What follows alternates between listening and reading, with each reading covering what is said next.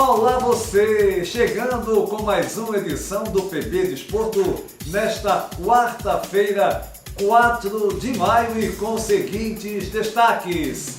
A criação da Liga de Clubes do Brasil, fundada com 8 times e sem acordo coletivo. Aqui na Europa, a classificação do Liverpool diante do Villarreal em uma das semifinais da Champions. Futebol, Clube do Porto a 1 ponto da conquista da Liga Portuguesa. No bate-papo do PB Desporto, Jorge Moraes em Maceió, Alagoas e Antônio Manuel Góes no Rio de Janeiro destacam a desconexão entre os grandes clubes do Brasil e os milhões de torcedores fora de seus estados originários, como também as recentes e já corriqueiras covardias de jogadores e demais profissionais do mundo do futebol com árbitras e assistentes femininas.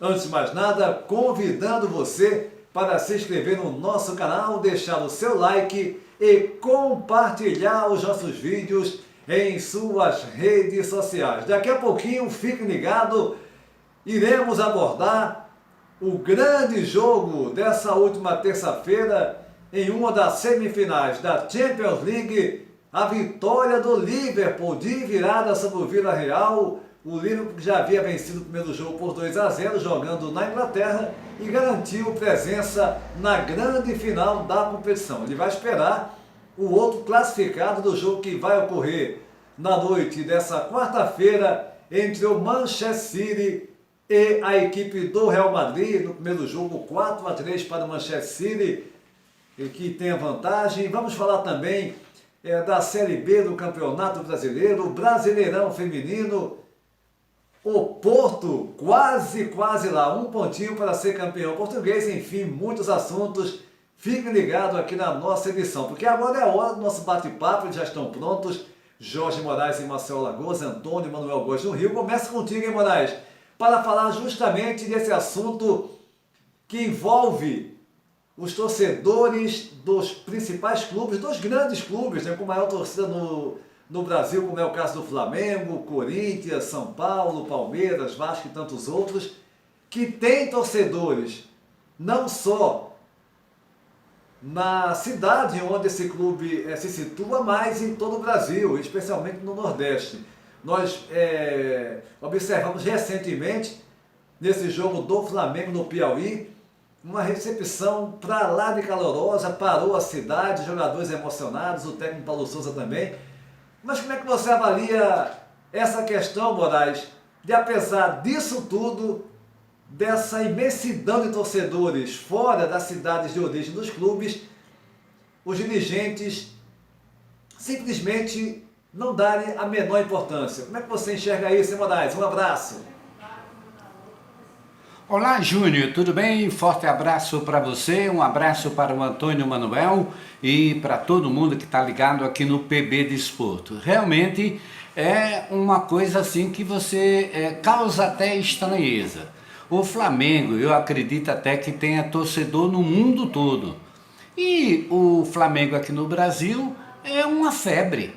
Em qualquer estado brasileiro, o Flamengo tem mais torcida do que todos os outros times brasileiros juntos. Não tenho dúvida disso. E em qualquer lugar que o Flamengo vai jogar é uma festa. É como se ele estivesse em casa. O time adversário, ele perde até jogando na casa dele para o apoio maciço que é dado ao Flamengo pela torcida do Flamengo. Agora eu pergunto, o que é realmente que a diretoria do Flamengo faz pelo torcedor no Brasil? Eu acho até que no Rio de Janeiro tem algumas atividades feitas, tem um centro de treinamento para visitar e mais nada. Mas o torcedor que poderia receber uma ação social por parte da diretoria do Flamengo nos estados brasileiros, fortalecendo essa paixão, essa loucura que o torcedor do Flamengo tem pelo clube, nada disso acontece. Você vê quantas pessoas estavam acompanhando no último jogo que o time do Flamengo fez fora de casa, a recepção que foi dada. Então, para mim, a reação hoje dos dirigentes, ela não é uma reação inteligente. Poderia sim o Flamengo criar núcleos nos estados brasileiros para dar um retorno à sua torcida, de alguma maneira, a essa recepção que ele recebe por parte do torcedor. O máximo que está acontecendo é o cara ser um sócio torcedor do clube, receber a camisa no estado onde ele mora e nada mais. Porque socialmente o Flamengo não faz nada pela imensa e extraordinária torcida que o clube tem no Brasil afora, viu, Júnior? Bonatti, você falou tudo. É fortalecer esse vínculo. E ainda aproveitar também, que nem você oferece, você, ao mesmo tempo que você reconhece o valor desse torcedor fora da cidade, do estado de origem do clube, você vai estar também lucrando, porque você pode fazer ações que ajudem o clube financeiramente. É só questão de você se organizar. Agora, enquanto não houver a menor consideração, o menor respeito por parte dos dirigentes dos principais clubes do Brasil, que tem maior torcida. Eu citei o Flamengo aí, no caso desse jogo recente do Piauí, e tantos outros jogos, mas o Corinthians também, o Vasco, o São Paulo, o Palmeiras, todos os clubes que têm grande torcida. É preciso olhar para esse torcedor. Para você aí no Rio, Antônio Manuel Góes, como é que você vê essa desconexão dos clubes com maior torcida no Brasil, dos dirigentes desses clubes, com os torcedores desses clubes, melhor dizendo, em outros estados? Júnior Moraes e seguidores do PB Desporto. É chover no molhado falar sempre, repisar esse tema da dimensão nacional dos grandes clubes brasileiros, Flamengo à frente, em qualquer ponto do país, da admiração de milhões de torcedores. Porque, na realidade, não há uma percepção por parte dos dirigentes dessas associações esportivas, hoje se transformando numa realidade de futebol da empresa, que não alcançam a relevância dos próprios clubes em qualquer ponto do país. Isso foi levado a cabo inicialmente através da imprensa escrita, depois do rádio e finalmente pela televisão e agora através dos streamings da internet. O que aconteceu no último fim de semana em Teresina foi uma prova cabal do que estamos aqui dizendo. A presença extraordinária da torcida do Flamengo, como poderia ser de outro clube, mas como o Flamengo é o maior de todos, ela lá estava na capital do Piauí para festejar, para reverenciar, para idolatrar aqueles que ela acompanha através das imagens da televisão, principalmente dos últimos grandes sucessos do Flamengo. Veja a realidade.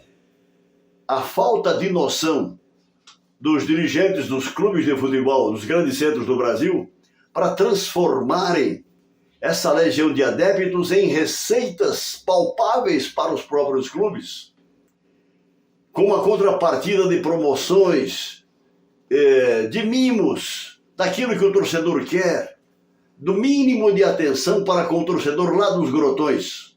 Mas, infelizmente, é o Brasil. E essas figuras que dirigem o futebol brasileiro não têm uma mínima noção de sociologia.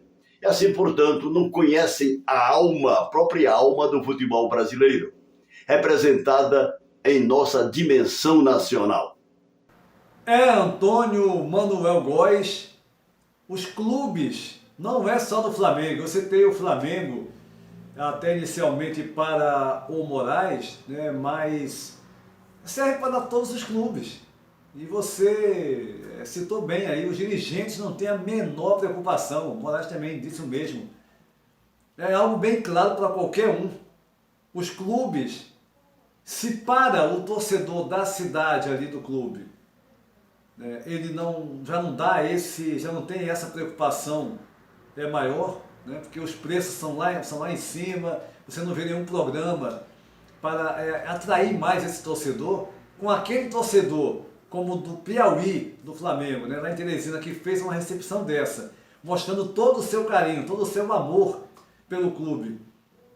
Aí é que o dirigente não faz nada mesmo. Não tem o menor, e nem mais, eles deixam de ganhar dinheiro. É impressionante a falta de visão desses dirigentes. Né? Porque ele poderia muito bem fazer ações sociais, levar esse torcedor, sei lá, fazer um sorteio uma vez por mês com esses torcedores que estariam cadastrados, né, num programa. Eles ganhariam brindes, né, iriam colaborar mensalmente com o clube com algum valor, um valor mínimo, um valor popular. Mas esse torcedor iria ficar feliz em ajudar o clube e teria uma recompensa, teria um agrado, né, receberia um prêmio a cada vez, sei lá, teria um sorteio, né, para um torcedor desse ir com o filho, com a esposa, enfim, a família, assistir um jogo do Campeonato Brasileiro no final de semana, com tudo pago pelo clube, claro. Mas não há a menor preocupação, essa é a pura verdade. O segundo assunto que eu quero abordar com vocês, agora mais uma vez, Moraes, aí em Maceió, Alagoas, é a respeito dessa violência que já está ficando corriqueira contra o árbitro e contra a mulher de forma especial. Aliás, essas agressões à mulher fruto de tudo isso que a gente vê aí na sociedade, né? Mas como é que você enxerga isso, hein, Moraes? Esses dois fatos tão próximos, primeiro lá no Espírito Santo, com um técnico lá de um time capixaba, e agora, no final de semana, o último, com Jean Carlos, jogador do Náutico, tentando agredir a árbitra da partida. É verdade, essa história de agressão a árbitro de futebol no Brasil, ela está voltando com muita força. A gente viu recentemente lá no Espírito Santo o técnico de um clube lá de futebol agredindo a uma árbitra. Recentemente, agora em Recife, o jogador Jean Carlos do time do Náutico, inconformado com a expulsão logo no início do jogo, partiu para cima para agredir. Só não agrediu porque as pessoas seguraram, os outros assistentes, os jogadores dos dois times, Retrô e Náutico, segurando o Jean Carlos, que depois disse que agiu pela emoção e que agiu achando que estava corretamente na sua atitude. E tem mais uma coisa, todo mundo viu a imagem e como ele partiu, a tentativa dele, só que ele disse que queria apenas conversar, justificar, dizendo que não tinha cometido a falta e que não merecia ser expulso no início do jogo. Enquanto não se tomar uma posição séria por parte dos tribunais de justiça desportiva, o Tribunal de Justiça Desportiva tem que agir nos estados e também lá no Rio de Janeiro, onde fica a sede do STJD, porque o cara parte para agressão. Agora, eu vou fazer aqui uma pergunta: se fosse o Daronco, o árbitro, aquele fortão do Rio Grande do Sul, o Jean Carlos teria encarado, teria partido para agredir ao árbitro? Não, ele não teria feito isso. E ele só fez porque era uma mulher que estava apitando ali. É a agressão que a gente acompanha todo dia, dentro de casa, na rua, nos assaltos e agora também no futebol. Aconteceu no Espírito Santo e agora aconteceu em Recife, com Jean Carlos. Como é que vai ficar daqui para frente? Qual é o resultado disso aí se não houver punição? Se não for dada uma punição séria, vai acontecer muito mais em relação a esse tipo de agressão, especialmente contra as mulheres, viu, Júnior? Moraes, a violência contra a mulher, ela agora também chegou aos campos. É notório isso. Essa violência é um retrato da violência contra a mulher na sociedade como um todo. Aí vem um técnico desse, covarde, lá no Espírito Santo e dá um soco no assistente. E o pior é que depois ele disse que não fez nada demais, que, enfim, chega a ser pior quando ele vai tentar se desculpar. E agora o Jean Carlos, nessa final aí do Campeonato Pernambucano, Náutico e Retrô, com a vitória do Náutico sendo campeão nos penais, tentou agredir, se não fossem os jogadores ali, como você colocou bem, do Náutico, do próprio time dele, né, do Náutico e do Retrô, ele teria concretizado aquele ato de violência. A Débora, né, a árbitra do jogo, tinha dado cartão vermelho para ele de forma merecida, e mesmo que não fosse, ele poderia até reclamar, agora partir para agressão, isso é insano.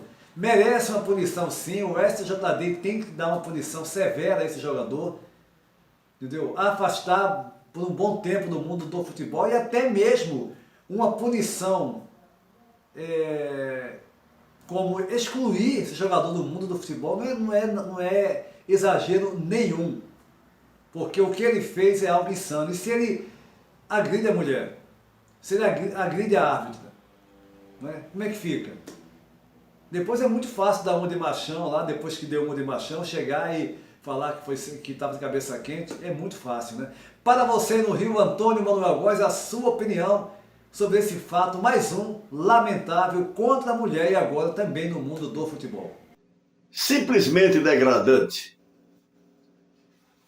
Coincidentemente, no jogo de decisão do Campeonato Pernambucano, em que a equipe do Náutico, Clube Náutico Capibaribe, o popular Timbu, alvirrubro, se sagrou campeão pernambucano de futebol diante do aguerrido Retrô, que é uma novidade do futebol de Pernambuco e do Nordeste do Brasil. O jogador Jean Carlos, simplesmente inconformado com sua expulsão por transgredir normas elementares do futebol, foi expulso pela árbitra Débora Cecília e, dessa forma, decidiu manifestar o seu machismo, manifestar a sua covardia, agredindo a mediadora do jogo. Qual a medida a ser tomada? O que vai ser tomado pela Federação Pernambucana? Nada. Apenas vão fazer uma advertência, o jogador já se desculpou, disse que estava de sangue quente e por aí fica. Aconteceu recentemente no Espírito Santo, tem acontecido o país afora, com as agressões principalmente a árbitras e assistentes, mulheres. Enquanto não tivermos uma noção de que precisamos enquadrar esses trogloditas, sejam jogadores ou quem quer que seja, o país estará sempre levado a essa posição de misoginia, de desrespeito às mulheres, que hoje fazem parte, hoje não, já há muito tempo, do país como figuras centrais de nossa interação social. O que se há de fazer? Lamentar, mas dizer que, no mínimo, uma atitude como uma dessa de um jogador como esse do Náutico, Jean Carlos, mereceria liminarmente uma punição de, no mínimo, 1 ano de suspensão da atividade esportiva.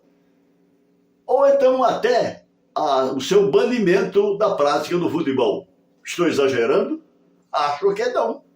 Olha, Antônio Manuel Góes, eu não vejo exagero, até citei para o Moraes agora, antes de você abordar esse assunto também, que uma punição, uma possível exclusão de um agressor, como foi o caso do Jean Carlos, como também daquele técnico lá no Campeonato Capixaba, não é nada demais você pensar numa exclusão desse profissional, entre aspas, né? Porque o que eles fizeram é de uma covardia extrema, é algo insano, é algo totalmente repugnante. Quer dizer que a árbitra está lá, pune o jogador, e ele tinha feito uma falta realmente violenta. Independente disso, o jogador não está ali para poder, ele pode até reclamar na hora, agora partir para agressão, O Moraes falou um negócio muito sério. Se fosse o Daron que ele iria fazer aquilo, mas a questão é que não tem que agredir ninguém, meu amigo. Se você está ali, se você é um profissional, é normal você reclamar de um lance, ok. Mas partir para agressão, uma selvageria total, é muito fácil. É muito fácil cantar de galo, volto a dizer, né, ser o machão e depois quase que chorar, não dizer que não queria, estava de cabeça quente. Não pensou antes. E uma punição para esse pessoal severo aí teria que ser feita. Inclusive, na minha opinião também, uma exclusão não seria nada demais. E se ele desse um soco ali na árbitra, se ele conseguisse concretizar a violência, no caso a agressão, né, e se causasse danos na pessoa, até mesmo matasse, né, no caso a pessoa, e aí? Não é exagero nenhum. É preciso, de fato, punição severa para essa turma aí, porque a violência contra a mulher não é só no campo, essa situação aí é um retrato do machismo e da violência contra a mulher em todos os setores da sociedade. Antônio Manuel Góes, no Rio de Janeiro, Jorge Moraes, em Maceió, Alagoas, aqui no Bate-Papo do PB Desporto.